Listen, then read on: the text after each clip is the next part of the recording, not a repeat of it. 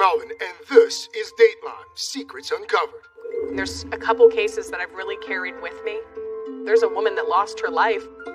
It was really emotional. It was heartbreaking. It was absolutely heartbreaking. A wife and mom dead in her bedroom. A frantic call, 911. Okay, calm down. Moments later, another. My son just killed my wife. Two separate calls, two separate stories about the same haunting crime. But only one caller was telling the truth.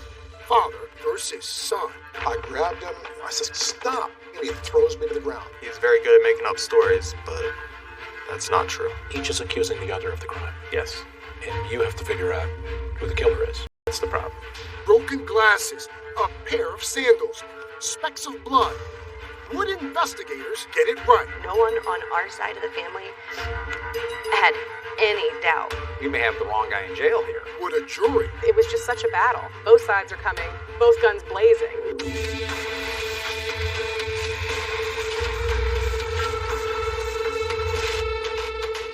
Hello, and welcome to Dateline, Secrets Uncovered. Diane was beautiful and caring, everything Bill Kine wanted. But when they married, Diane's son from a previous relationship had trouble blending into the new family. Then, the unthinkable. Diane was murdered. Within minutes, her husband and son pointed fingers right at each other. One of them was hiding a deadly secret. The question for police was who? Here's Dennis Murphy with True Lies.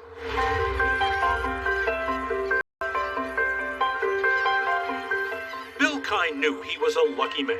The single dad with 5 kids was getting a second chance at love. She was the most wonderful lady I've ever met. He first set eyes on her at a nail salon, a business she ran with her twin sister. And they're standing in front of this big neon sign that says nails. And I says, do you all do nails here? And they just looked at the sign and then looked at me and said, yeah. Her name was Diane, a vivacious blonde with a ready smile. Saw Diane through the window, so the next weekend I went to get my nails done. Rebecca Kine is Bill's youngest child. Gave him an excuse to meet her. Rebecca, you were being used as bait. Do you realize this now, looking back? I was fully aware at the time. It was a light moment and just what Bill needed. Only 8 months earlier, he'd become a widower. My wife, Krista, she fell in the middle of the night. They say she hit her head and she drowned in the pool. I was a single dad, trying to raise them and, keep the family going. He loved my mom. He loved her to the moon and back, and then he lost her. He was just lonely, and you could see it in him. And my brothers were definitely egging him on to get out and meet somebody. And in Diane, Bill met somebody special. Diane comes into the picture, and he has this beautiful woman, and now she's taking care of him. He was in love with her. He needed that. He needed her. She was actually what I consider my dream girl. Blonde hair, blue eyes, and just a beautiful person inside and out. What did she like to do? What tickled her? She had just a big heart, and she would reach out to family and friends. Anyone who was in trouble, they could always count on her. And the person who counted on her most was her son, Kevin. I'm an only child. I was actually, through my whole childhood, was raised by my nana. Now, my mom, she worked full-time and was a single parent. Kevin could be a handful, but he was always a bit of a mama's boy, and Diane doted on her young son. Me and my mom, every day when we woke up, every night before I'd go to bed, we'd say we love each other. And we loved each other immensely. We were best friends.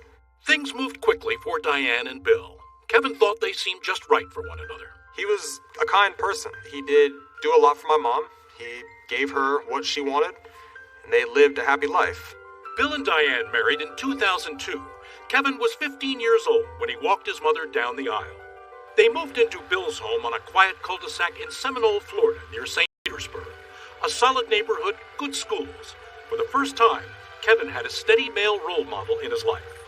So how was Kevin fitting into the picture here? Kevin was fitting into the picture quite well, really. He really took to me more than anyone else that Diane dated with. She told me that.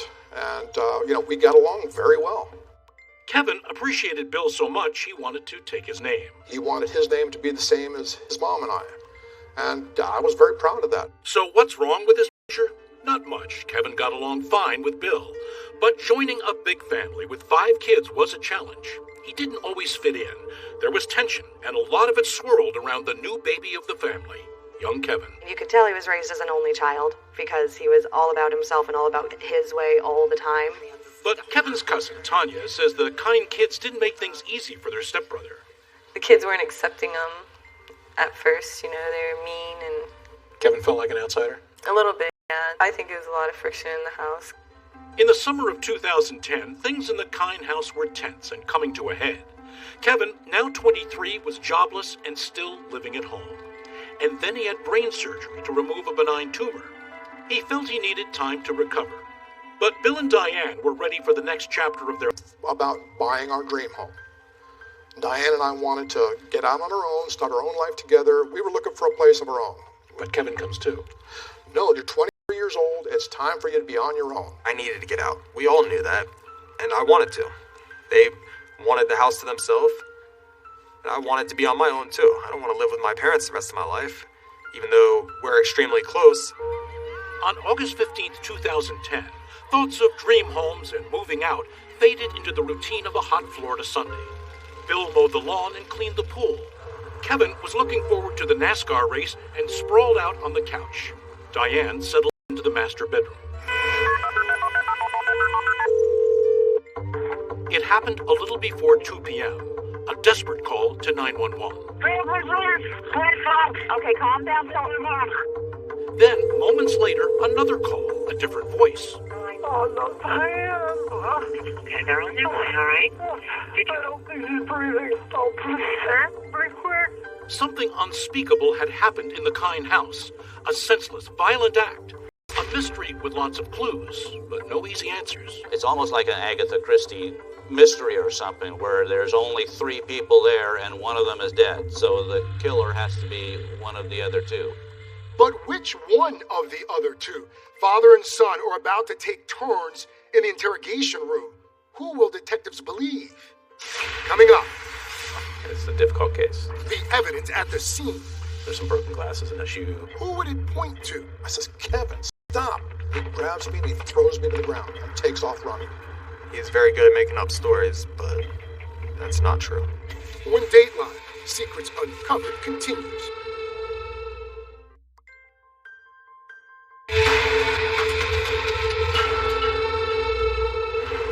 Is this a fire, police, or medical emergency? The 911 operators in Pinellas County, Florida, are used to dealing with life and death emergencies. But this one was different. Diane Kine was dead.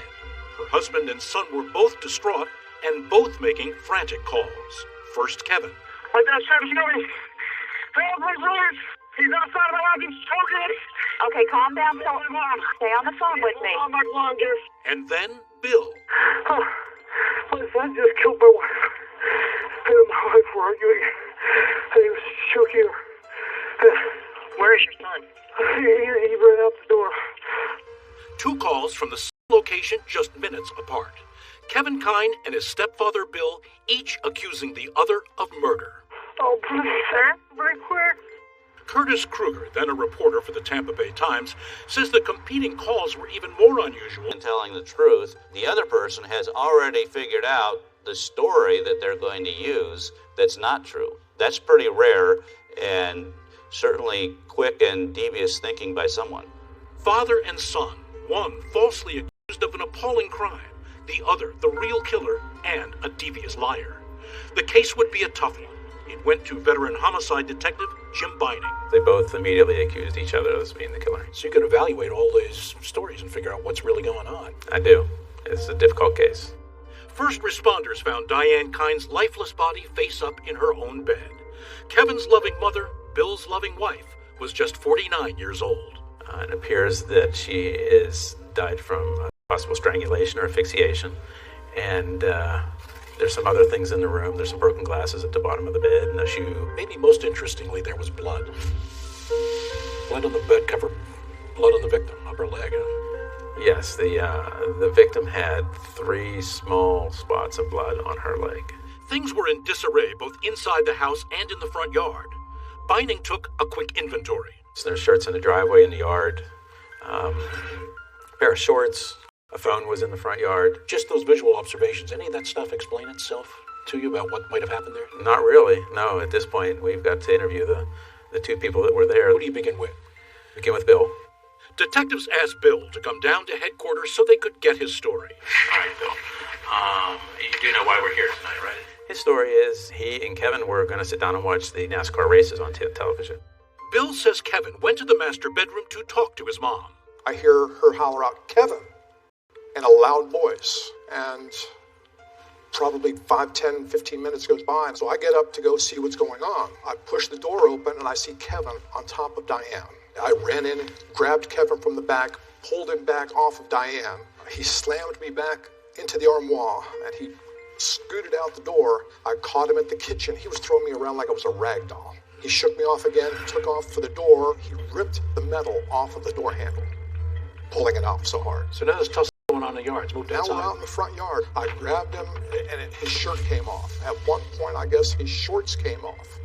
He had reached into his shorts before they came off, pulled out a cell phone, and he dialed 911. And he says, "He's outside of my life. He's choking. Please stop." I says, "Kevin, stop. Let's stop this." He says, "Okay, Dad. Okay, I'll stop." He grabs me and he throws me to the ground and takes off running. And he's gone. He's gone. Bill then tried to catch his breath and collect his thoughts. His daughter, Rebecca, found him head in hands outside the house. He looked so empty. When we got to my dad, he looked again. And I broke down for him. I couldn't do anything but just reach out and hug him. With Bill's story on the record, Detective Binding then talked to Kevin to get his version of events. He said it started as just another Sunday with no hint of the tragedy to come. I was just kind of feeling a little off, so I laid down on the couch, was watching the race and stuff. Bill tapped me on the head and said, "Your mom needs to talk to you right now." And he actually tapped me on the scar. It's still scarred up and it hurt. And I said, "Okay, well, I'm sleeping. I'm not feeling good right now. Tell her I'll be a minute."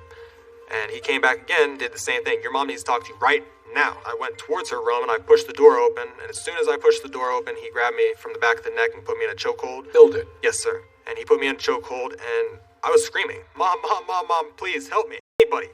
And I saw my mom's face. Her face was black and blue. It wasn't even blue. It was just black.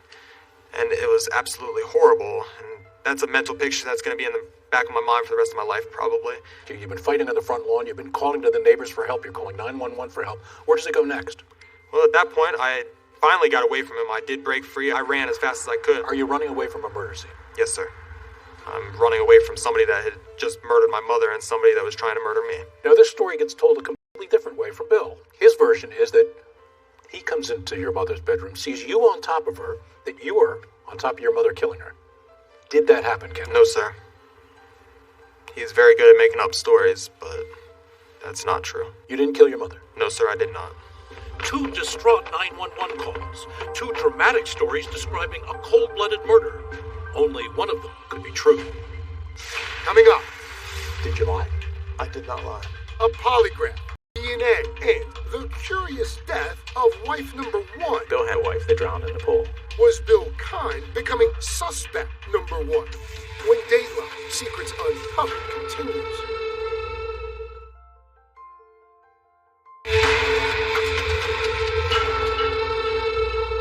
A woman murdered, 2 men in the house, each is accusing the other of the crime. Yes, Only one did it. And you have to figure out who the killer is. that's the problem. It's an axiom in your business that the spouse is always a suspect until they're not. Yes. Not only is the husband always a suspect, this husband had already been accused of killing his wife by his own son. So Detective Jim Binding started taking a hard look at Bill Kine. Are you finding out anything about Bill Well, we that did. puts him in the frame? Sure. Bill had a previous marriage, and they lived at the same home, and he had a wife that drowned in the pool. That would interest me. Sure it would. Did it interest you? Oh, absolutely. Bill's first wife, Krista, died in the middle of the night. There were no witnesses, but investigators accident, and Bill collected on an insurance policy. Do you know how much money was paid out on her death? I believe it was approximately $250,000. Bill had other insurance payouts too. One when his automotive shop burned down, another on an investment property fire.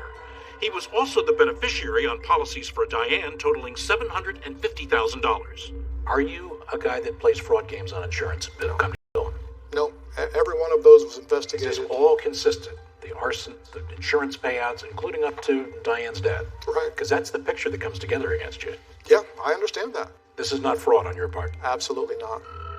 Kevin, Bill's main accuser, says the motive for his mother's murder is obvious. She was worth more dead than alive to his stepdad. Let me hear your indictment for Bill Kine for murder. Kills your mother, why? Money. $750,000 could help him out a lot. Detectives thought they had a plausible motive. Now they combed through Bill's 911 call and his lengthy interview on the day of the murder. Not everything seemed to add up. Reporter Curtis Kruger noticed something curious reported by the first deputy at the scene. The first responders arrived and attempted to take a pulse of Diane, and they found her body to be somewhat cold. And that, of course, indicates that she may have been dead for a while. That deputy arrived just minutes after Bill said he'd caught Kevin in the act. Diane's body temperature may have suggested a different timeline. Detective Binding was troubled by another part of Bill's story. He said he never went back to check on Diane after Kevin ran off. I assumed that she was already dead. But it all been so brief, did you get a good look at her? No, what her I did condition not. was? I would think when you come back in, you'd immediately go to her bedside and see what's going on. That probably would have been, I wish I would have. But you didn't do that. I didn't do that. Bill would not have had to check on Diane if, as Kevin said, he was the one who killed her. And when the crime lab reported on the first item sent for DNA testing, the results seemed to place Bill directly at the crime scene. Remember, Diane died of asphyxiation. Testing showed Bill's DNA profile on a sample taken from her neck. We were a very loving couple. We slept in the same bed together. Yeah, my DNA should be on her. A reasonable explanation for a bad fact, but was it the truth? Detective Binding reached into his toolbox for something to help assess Bill's credibility. He asked him to take a lie detector test. You agreed to take a lie detector test, and you flunked the critical questions. I flunked certain questions. 2 questions, and I won't paraphrase, but they both had to do with whether you caused her death or knew what happened to her. One of the questions, did you cause the death of Diane Kine? Bill's answer, no. Another question, did you lie about Kevin being on top of Diane on August test results? Both of those answers showed deception. Central stuff, not peripheral stuff. These central questions. You're not getting through the lie detector. Did you lie? I did not lie. That's why they don't use lie detectors in courtrooms, because they can issue false readings. If the guy's flunking the test and the son says he did it, it's not a good set of facts for Bill, is it? No, that's why we have to attack Bill. Did they ever? Binding, along with Detective Anthony Stevens, brought Bill in for more questioning the same day he flunked his polygraph test. This time, they put the screws to him. She's dead, and there's only 2 people that could have done it. Okay? And I'm here to tell you right now, his DNA is not on her neck, yours is. You also said you didn't go in the room, too. You already knew she was dead. That's why you didn't go in the room. And the only way you could have known that is to possibly be involved. It was a withering interrogation, and Bill Kine cracked. He changed his story and said he did, in fact, go into his bedroom after the fight with Kevin. Why would you lie to us about certain statements? Got no logical explanation. Detectives don't like to be lied to, and here he's told you a lie. First statement, I'm not in the room. Now you're sweating him, and he is in the room. And now he's in the room. It's like, well, Bill, you said you weren't in the room. What's going on? Does he backpedal again from that story? He does. He just says, I thought it would be better if I said I was in the room. If Bill thought changing his story about going into the bedroom to check on Diane made him look better, he was probably the only one. I have told you what really happened. Which version are we supposed to believe? Because you haven't been truthful to us at this point. You see how this is going? Mm-hmm. You failed a polygraph. Your DNA is on her neck, his isn't. The mountain started to build. Detectives thought it looked like a mountain of evidence against Bill Kine. What would the evidence say about Kevin? Coming up. His glasses were found at the bottom of the bed. Which seems to belie his statement that he didn't get into the room. Right. Could there be a mountain of evidence against Kevin, too? Evidence that your blood was found on your mom's leg. What's your explanation for that? When Dateline, Secrets Uncovered continues.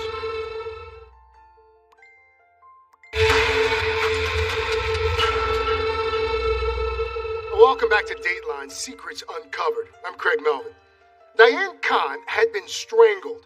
Her husband Bill's DNA was found on her neck. He failed a polygraph, and stood to collect a big insurance payout. But Diane's son Kevin was also in the house, and in the weeks leading up to that dreadful day, tensions between mother and son were high. Once again, here's Dennis Murphy with True Lies.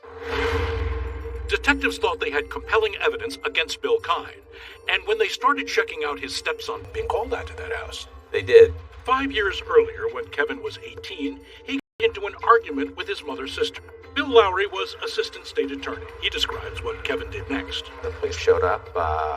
He fought with the police and even was trying to have his dog attack the police during it. And so he was arrested for battery on law enforcement officer resisting arrest. Kevin pleaded guilty, and now deputies from Pinellas County were back at the house, this time investigating the murder of Diane Kine. Bill, who'd said his son did it, was painting a picture of Kevin's violent past. I had never seen anybody act the way that Kevin acted out. Just 3 months before, Bill said Kevin had brandished a knife against his mother. He was frustrated about something and said, "You're going to listen to me." He had a knife in his hand, and it scared the heck out of her. Kevin says that never happened. Another time, Kevin's mother bolted her bedroom door to keep him out. He kept pounding on the door and pounding on the door, and he finally kicked it in, and it broke the door. Was Bill deflecting attention away from himself, or telling the truth about the man he insisted killed his wife? His daughter, Rebecca, backed him up and attacked Kevin in her interview with the cops. He was a little hothead. He would come in and throw his weight around. Like the time, she said, Kevin tried to goad Bill into a fight at the house, sicking the cops on him. He would puff up and get in my dad's face, screaming for him to hit him. "Please hit me. I'll call the police and you'll go to jail right now." It was the classic kind of boy crying wolf scenario because Bill apparently hadn't done anything. It was just Kevin trying to get Bill in trouble and call 911. Kevin says he didn't goad Bill and made that call because Bill shoved him. And things got so bad, Bill and Diane even took legal action to throw him out. Diane told him, "Kevin, don't push me. You're going to see what we can do to get you out of this house." He didn't believe her. I went to my attorney, he drew up the papers, and we had him legally evicted. You can do that? You can evict a child? He was 21 at the time. But Diane loved her only child and couldn't cut the cord. She let him come home. The summer of 2010, however, was racing towards a showdown. Tensions in the family were high. The Kine house was cramped with 4 extra people, Bill's son and his family camping out on couches because of financial troubles. Kevin wasn't making things any easier, obnoxious about sharing the household computer. He was the computer hawk. That's all he ever wanted to do, was sit on the computer. It wasn't even his computer. But he would change the passwords and kick everybody off. Kevin's mother was furious. She'd stopped talking directly to him, trying to avoid the persistent arguments. They're just talking via emails. Completely. 30 feet across the house. Cussing out his mother in front of the encamped family. Called her a bitch, called her the C word, called her... Diane and Bill gave Kevin a deadline to get out for good, September 21st. But 5 weeks before that deadline day, Diane was dead, and Bill said Kevin's temper and violent past pointed to him as the only one who could have done it. Did Kevin Kine kill his mother, Diane? Yes. And the reason he did it? Because he was being kicked out of the house and wanted to get his own way. And the reason that you should not be looked at for her murder is what? I didn't do it. I'm the one that pulled her murderer off of her that day. But Kevin had already told detectives that that was all lies. He hadn't been near his mother, never made it into the bedroom. Detectives, however, knew they'd found something important inside, and it belonged to Kevin. His glasses were found at the bottom of the bed, which seems to belie his statement that he didn't get into the room. Right. Kevin's violent history and those glasses did him in. He was arrested, charged with killing his mother, and held in jail. But that wasn't the end of the story, not by a long shot. Remember, Bill Kine had flunked his lie detector test. Kevin, meanwhile, had all agreed to be wired up. They asked you the critical questions. Oh, of course. All around one question, did you kill your mother? Exactly. You passed the polygraph test. Yes, sir. Passed it, flying colors. When the polygraph stuff came back, your thought was, we may have the wrong guy in jail here. The prosecutor acted quickly. He handed Kevin a get-out-of-jail-free card, releasing this accused killer back into the community. I felt, as a prosecutor, and my goal here is justice, I thought it would be wrong to have Kevin sitting in jail with the status of the case at that moment. Now, that doesn't necessarily mean we had enough evidence to put Bill in jail. So the prosecutor convened a grand jury in early 2011, hoping to sort things out. He asked Kevin's lawyers about letting Kevin testify. Allison Miller was one of his public defenders. We found him credible. We found him compelling. Shoot, maybe we put him in front of a grand jury and they believe him and he never gets indicted. I wanted the story out there. I wanted the truth to be out there. And I felt like it would help me if I could present myself to these people. Kevin told his story to the grand jury, how he stood at the bedroom door, shocked by his mother's ghastly appearance, and then Bill jumping him from behind. He goes into how he never went in the room. But Kevin was at a big disadvantage. He, at that point, doesn't know about the blood evidence. 3 specks of blood had been found on Diane's leg and more on her bed cover. Lab analysis just back showed it was Kevin's blood, but only the prosecutor knew that. I said, your blood was found on your mom's leg. What's your explanation for that? I have no explanation. In the battle of competing stories, the grand jury broke the tie. Kevin Kine's gamble to testify had backfired. He was indicted on the spot for first-degree murder. As he's leaving the courthouse from the grand jury, he's rival 911 calls. He's outside of my life, he's choking. Conflicting murder accounts. My son just killed my wife. Now, in the courtroom, there'd be even more surprises.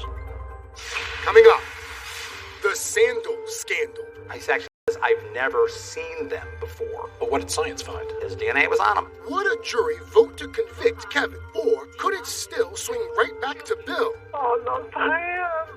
It's just so fake. When Dateline Secrets Uncovered continues.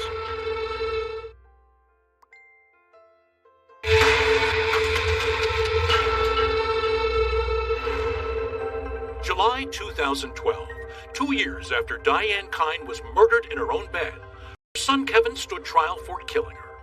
Bill Kine, the other man who'd been under intense suspicion, came to the courthouse every day, still feeling the loss of his wife. She was everything I'd ever dreamed of in a lady. We were going to spend the rest of our lives together. Sheriff's office? In this unusual case of dueling 911 calls and conflicting murder accounts, Prosecutor Lowry was confident that blood evidence would sink the son's story and fully support the husband's. Who was your best witness? I think probably Anna Cox was, really. Anna Cox, a bloodstain expert, testified that Kevin's blood was not only on his mother, but also on her bed cover. If he says he wasn't in the room, does your scientific finding deny that premise? Yes. There's no question in your mind. Science tells you he was in that room. Yes, you had to be right next to the comforter. To the prosecutor, it was a home run, confirming Bill Kine's story, that he opened the door and saw Kevin straddling the bed on top of Diane. And Lowry argued Kevin's blood at the crime scene had to get there during a struggle with his mother, or when Bill pulled him off her. It put the lie to his story that he was not in there. There's no innocent explanation. And his broken glasses had been found in the bedroom, along with Birkenstock sandals, one inside the room, one by the door. He was adamant they were not his sandals. He Yes. never wore. He actually says, I've never seen them before. But what did science find? His DNA was on him. So why would he lie about those shoes? And the reason he'd lie is because the shoes show he's in the room. Bill Kine took the stand to tell his horror story about that day, and he put his personal stamp on those Birkenstocks. Diane and I bought them for him at Sam's Club about a year or so prior to this incident. Bill recalled the time when Kevin tried to pick a fight with him, then called 911. Testimony the defense fought to keep out, but lost. I wanted the jury to know that he was like a boy who cried wolf, who would make 911 calls frequently. Bill said Kevin was hardest on his mother, especially in the summer of 2010, when she gave him the deadline to move out, and he cursed her out in front of the whole family. That's it. She says, probably a week. The prosecutor theorized Kevin just snapped and killed his mother in a rage after one last argument. Kevin's lied. His DNA is in the room. It's consistent with Bill's story. It's inconsistent with his story. Therefore, he did it. We both believed Bill Kine was the person who killed Diane Kine. The defense argued that Bill's story was not true and that his DNA was all over the crime scene. The DNA on Diane's neck, the DNA on the pillows, the DNA on the folded sheets, to me was a slam dunk. That's reasonable doubt. The defense offered a theory that Kevin's blood had sprayed toward the bed after he was scratched by Bill in their fight at the door. The defense also argued that Bill was the real killer. If it's not our guy, it has to be him. Well, we did say that. I don't know if it was just not as aggressively as it needed to be said. Maybe if they'd hit Bill harder, jurors would have found reasonable doubt. But they didn't. After 4 hours, the jury came back with a verdict. Guilty. Second-degree murder. Kevin Kine was sentenced to life in prison. My throat went down to my ankles. I mean, it was a horrible feeling. There were no winners. Kevin was going to be in jail for the rest of his life. I had lost the woman I was going to grow old with. It was heartbreaking. But Allison Miller still believed in Kevin and wouldn't give up. Murder convictions rarely get overturned, but Allison thought an appeal had a solid chance. She'd objected to the judge letting in the old 911 call Kevin made to get Bill in trouble. I argued that should not be admissible. She said it prejudiced the jury against Kevin, and an appeals court agreed. 2 years after his conviction, Kevin was granted a new trial. It was a stunning turnabout. Allison rushed to phone Kevin in prison. So I called and said, "Can I speak to Kevin Kine?" And some very helpful person was like, "Well, honey, it doesn't work like that. We can't just put him on the phone, and you have to schedule an appointment." And I was like, "Can you just tell him he's getting a new trial?" I was astounded. I was extremely happy. I was hurting for my dad. No one on our side of the family had any doubt as to what happened that day. In February 2015, it was Florida versus Kevin Kine, round 2. Same courtroom, same judge, and same prosecution strategy. So there's really nothing to change, and considering that he was convicted the first time, it wasn't like he would say, "Oh, we should have done it this way or done it that way." This picture shows... Not so for the defense. Allison Miller and co-counsel Jessica Manuel were in attack mode from the opening gavel. We're going to fight everything that needs to be fought. If we're going down, we are going down swinging this time. The judge in the state, they kept telling us, well, this wasn't an issue the first trial. Nobody objected to this the first trial. Hey, guys, I don't know if you realize, but we're hoping for a different outcome. One jaw-dropping 75 pounds worth. When I went to prison, my main goal was to lose everything and become fit. A lot of courtroom observers thought you cleaned your client up quite a bit. In appearances and also his interior, his demeanor, huh? Yeah, he looked a lot more presentable, and also he grew up a lot. Bill Kine. The defense had pulled its punches on Bill Kine in trial 1, but not this time. He's the obvious suspect.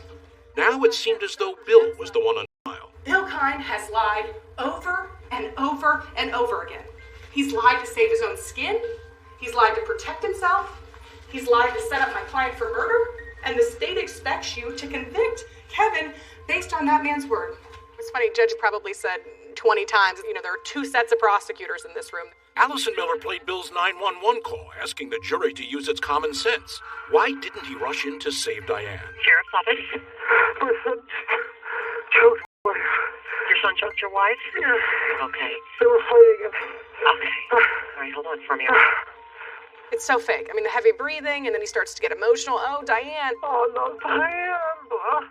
It's just so fake. This case is about money. The defense also hammered hard on motive. Bills. Bill Kine collected $750,000 when Diane Kine died. $750,000 sounds a lot more like motivation to me than a computer password or wanting to stay in the house. The rebooted defense now had one last change. A blockbuster new witness. And what is your decision? I'm going to testify now. Coming up, on the stand, there would be some changes too. The sandals he never wore. No, I wore them. The bedroom he never entered. I might have took 1 or 2 steps just opening the door. Would a jury believe his story this time? When Dateline Secrets Uncovered continues.